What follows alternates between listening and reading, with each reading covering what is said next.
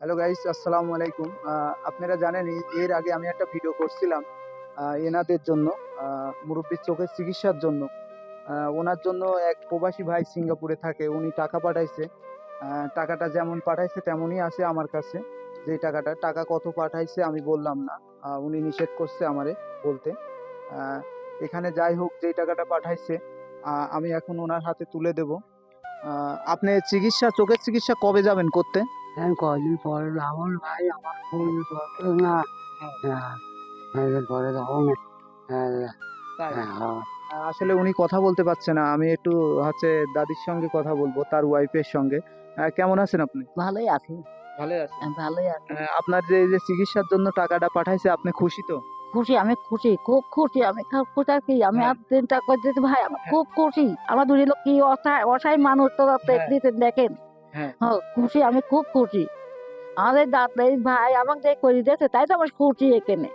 খুশি, আমি খুব খুশি এখানে। এখন হ্যাঁ, চিকিৎসা এখন কবে দেখি করাইতে এখন যাবেন না? দেখি কদিন পর যাবো, এখন মাস দুই হ্যাঁ, পর যেতে চাচ্ছি আমি এখন। আরো অনেকেই টাকা পয়সা দিতে চাইছে ওনার আমি জন্য। যদি যাই না, যদি দেয় ইনশাল্লাহ আমি দেব।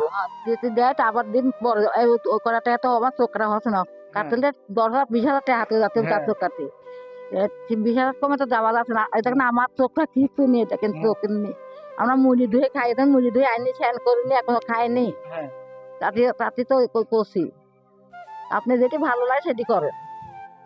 হ্যাঁ, দর্শক শুনতে পেলেন তার মুখ থেকে কথা, আসলেই তারা খুবই অসহায়। আর এই টাকা ওই প্রবাসী ভাই পাঠাইছে যে ওনাদের দেওয়ার জন্য, ওনার চোখের চিকিৎসার জন্য। আরো অনেক জায়গায় থেকে, দূর দূরান্ত থেকে আমারে বলছে যে সুমন ভাই এই মাসের বেতন পায়নি, তারপরে আমি আপনাদের টাকা দেব।